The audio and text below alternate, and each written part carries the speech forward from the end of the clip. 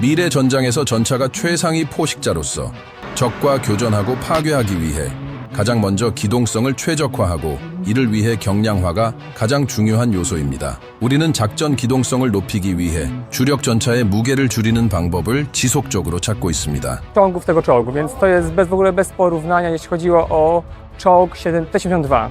K2 jest po prostu czołgiem, którym sprawia mi frajdę, tak?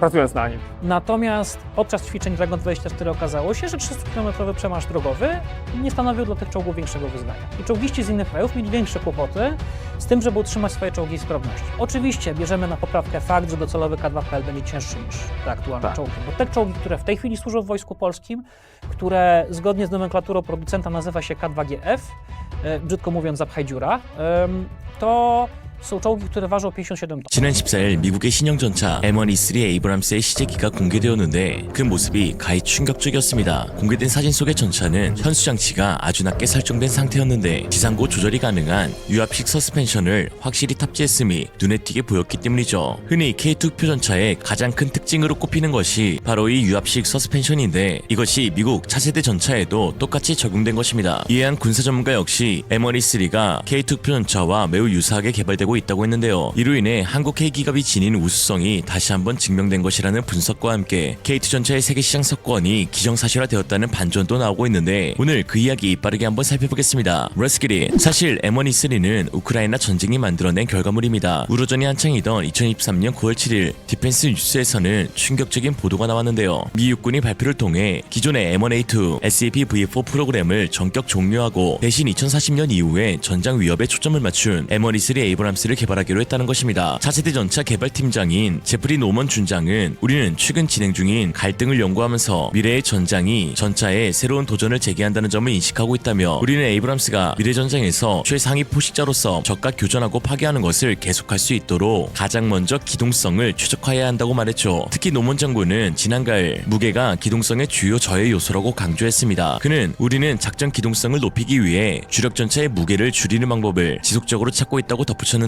예를 들어 육군은 생존성을 높이기 위한 임시 해결책으로 전차에 트로피 능동 보호 시스템을 장착해왔지만 이스라엘 기업 라파엘이 개발한 트로피 시스템은 처음부터 차량 설계에 통합되지 않았기 때문에 외부 장착으로 인한 상당한 무게를 추가해 기동성을 희생시켰죠. 이에 M1E3의 목표 톤수도 나왔는데 APS를 포함해 60톤이었습니다. 전차 자체 중량만 놓고 보면 약 55톤인데 이게 딱 K2 전차의 중량과 동일한 것이죠. 즉 미 육군이 M1E3를 통해 그동안 54년의 역사를 지닌 미 에이브람스의 고중량과 토션바 시스템을 완전히 버리겠다는 큰 결심이자 이것이 K2의 방향성을 따라가고 있다는 점에서 K2의 설계가 신의 한 수였음이 증명된 셈입니다. 현재 70톤에 육박하는 기존 에이브람스는 APS를 달면 무게가 75톤까지 늘어납니다. 이 엄청난 무게를 지탱하는 토션바 서스펜션의 한계는 실전에서 매우 뼈아픈 실책으로 드러나는데요. 본래 에이브람스는 평원에서의 고속 기동을 상정해 설계된 전차입니다. 하지만 우크라이나의 악명 높은 진흙탕이 라스푸티차에서 에이브람스의 고중량은 치명적이었죠. 라스푸티차의 특성은 겉으로 보기에 찰흙 같지만 속은 깊은 늪과 같습니다. 70톤의 에이브람스가 진흙에 올라서는 순간 임계치를 넘는 압력 때문에 궤도가 바닥을 움켜쥐지 못하고 그대로 수직 침하하게 되죠. 반면 약 55톤인 K2표는 에이브람스보다 약 15톤가량 가벼운데요. 이 15톤의 차이는 진흙 위에서 지나갈 수 있는 가와 영구히 박혀버리는가를 결정짓게 됩니다. 또한 에이브람스의 토션바 서스펜션은 부드러운 진흙에서 차체가 가라앉을 때 발생하는 비정상적인 압력을 견디지 못했습니다. 토션바는 구조적으로 차체 바닥을 가로지르는 긴 쇠막대 형태라 과도한 하중이 걸린 상태에서 험지를 돌파하다 보면 토션바가 부러지거나 보기륜이 이탈하는 형상이 잦았죠. 적의 포탄이 아니라 자신의 무게와 지형 때문에 전차가 멈춰서는 상황이 발생한 것입니다. 특히 전차가 진흙에 빠질 때 이를 견인해야 하는 군한 전차들에게도 에이브람스의 무게는 재앙이었는데요. 진흙에 배가 닿아버린 70톤 전차를 끌어내려면 실제 무게의 몇 배에 달하는 견인력이 필요합니다. 우크라이나가 보유한 군한 전차들이 에이브람스를 끌어당기다 오히려 자신들의 궤도가 진흙 속으로 파고들어 동반 고립되는 상황이 속출했죠. 이처럼 견인 작업이 길어지자 러시아의 자폭 드론이나 포병에 손쉬운 먹잇감이 되었는데 실제로 우크라이나에서 손실된 에이브람스 중 상당수가 기동불능 상태에서 견인을 기다리다 파괴되었습니다. 에이브람스의 가스터빈 엔진 역시 평지에서는 압도적이지만 진흙탕에서는 오히려 덕이 되기도 했는데 가스터빈이 엄청난 양의 공기를 빨아들일 때 엔진 흡입구가 오염되면서 연료 소모가 극심해졌고 이로 인해 가뜩이나 무거운 전차에 엄청난 적당한 양의 연료까지 실어야 하니 전차 중량은 줄어들 기미가 보이지 않는 악순환에 빠졌던 것입니다. 즉 미 육군이 55에서 60톤의 M1 E3, M1 E3 개발을 목표로 하면서 K2가 이미 채택하고 있는 경량화된 차체와 능동적 서스펜션 조합이 현대 전장의 정답임을 인정한 셈입니다.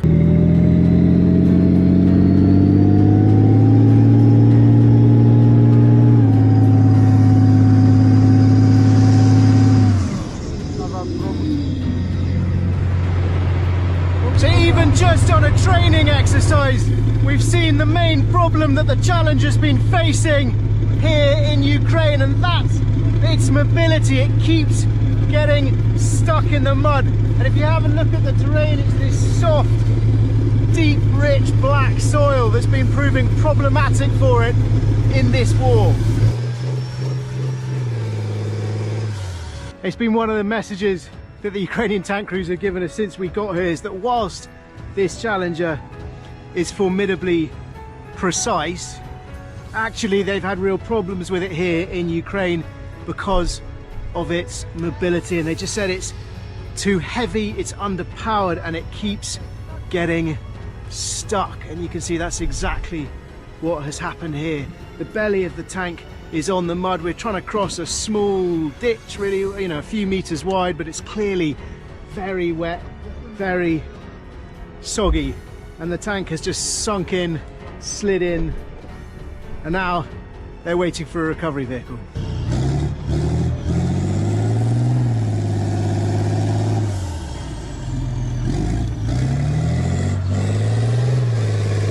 미국의 이러한 결정이 실제로 폴란드의 K2 전차가 영향을 주었을 가능성이 높은데요. 현재 미국 차세대 전차 팀장을 맡은 노먼 장군은 현재의 지책을 맡기 전 7개월 동안 폴란드에서 파병 근무를 수행했습니다. 당시 폴란드는 K2 전차를 긴급 도입하고 전력화하던 시기였고, 수많은 연합훈련을 통해서 K2가 미국이나 독일제 전차 대비 압도적인 기동성을 지니고 있음이 증명되던 시기였는데요. 미국 육군 장성으로서 폴란드군이 왜 무거운 에이브람스 대신 상대적으로 가벼운 K2를 대량 구매했는지, 그리고 폴란드의 지형에서 K2의 기동성이 어떤 우위를 점하는지 현장에서 직접 목격한 것입니다. 실제로 폴란드 크리스토프 라돔스키 중장은 K2 전차 도입 초기 단계에서 K2는 우리 폴란드 북동부의 연약지방과 늪지대에서 기동하기에 최적의 중량과 접지압을 가지고 있다고 극찬했고, 제15기갑 기병여단 수속 전차병들 역시 인터뷰를 통해 K2의 가속력에 놀라움을 표시하며 정지 상태에서 최고 속도까지 도달하는 시간이 매우 짧아 적의 공격을 회피하거나 진지를 변환할 때 압도적으로 유리하다고 언급했는데요. 또한 폴란드 군사 매체 디펜스 입사와 군사 커뮤니티에서는 K2의 유압식 서스펜션을 직접 조작해본 부사관들의 후기가 올라왔는데, 험지에서 고속으로 주행할 때 차체 흔들림이 거의 없어 조준 유지가 매우 쉽고 승무원의 피로도가 타 전차 비해 현저히 낮다는 실전적인 호평이 많았습니다. Spektakularnie wyglądają możliwości K2, ale to hydropneumatyczne zawieszenie to nie tylko większy komfort dla załogi, to przede wszystkim większe zdolności do obrony i do ataku. Choćby strzelanie zza przeszkody, ukrywanie się i większy kąt podniesienia działa. Czołg K2, który zasilił polską armię. Wyjątkowo skuteczny i wyjątkowo mobilny. Komfort załodze gwarantuje m.in. hydropneumatyczne zawieszenie, które zwiększa możliwości czołgu w każdym terenie. Można go podwyższyć zawieszenie o 10 cm, można je opuścić o kolejne 30, można go przełożyć na bok, lewy, prawy, można podnieść przód, można podnieść tył.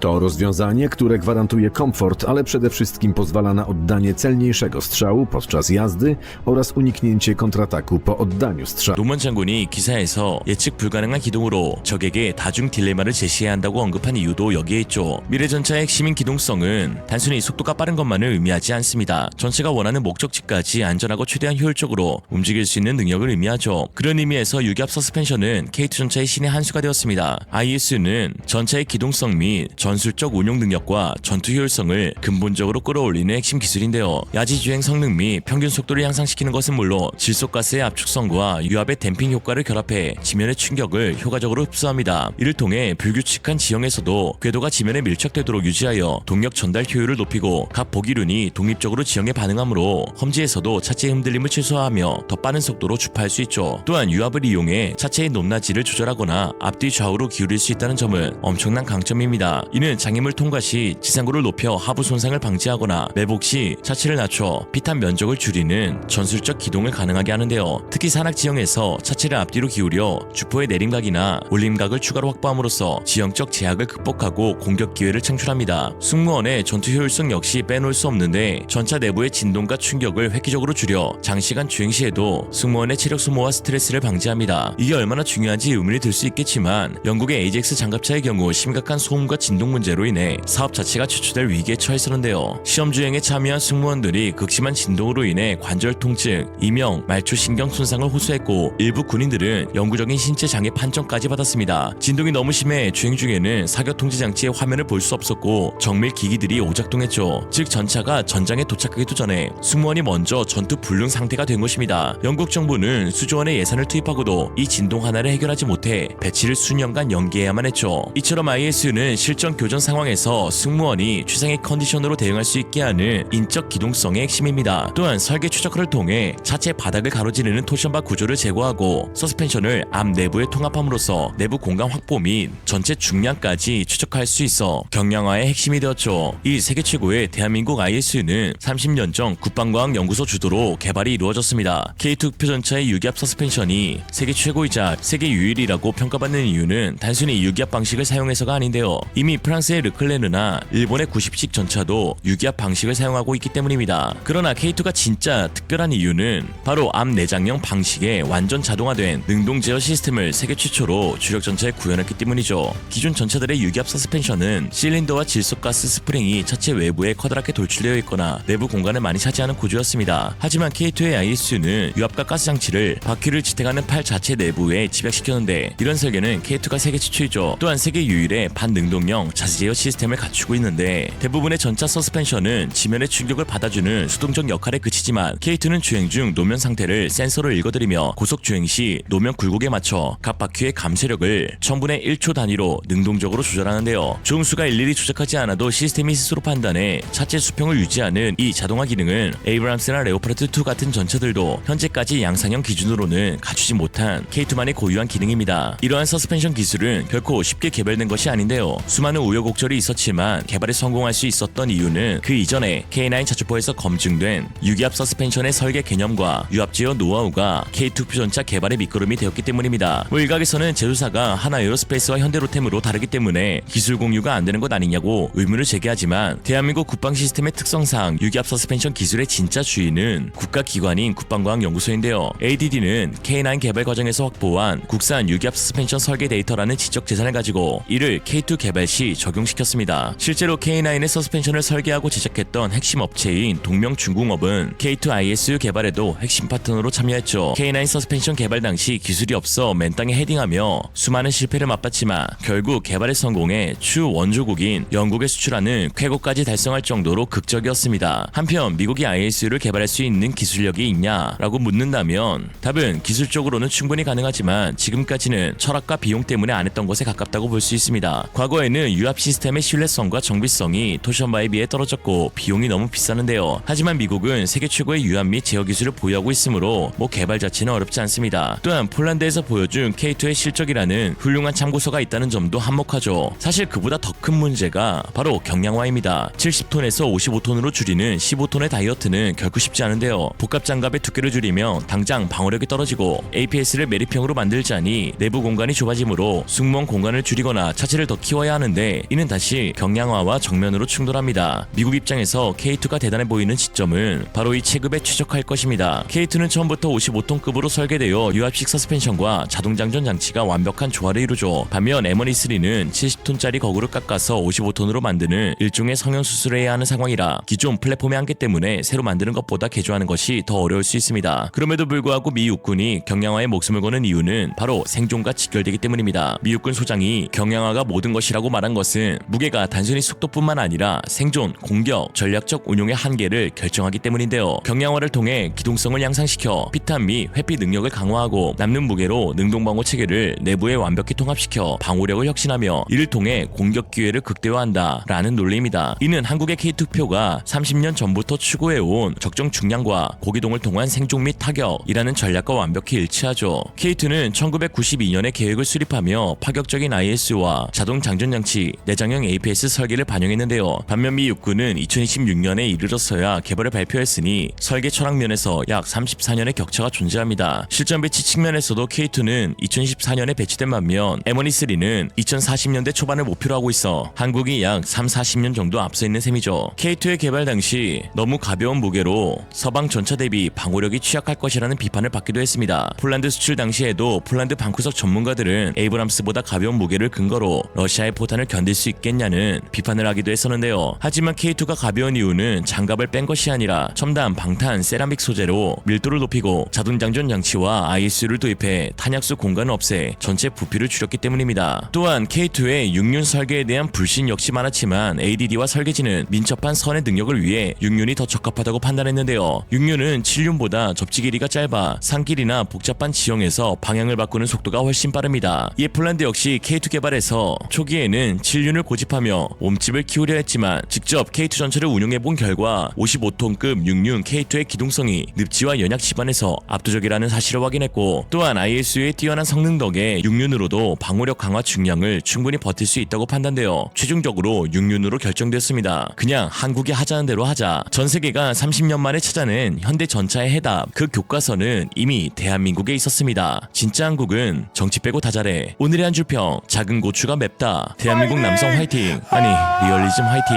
이생으로 리얼리즘이었습니다. 여러분의 생각은 어떠신가요? 현명하고 지혜로운 여러분의 의견을 지금 댓글에 남겨주세요. 감사합니다.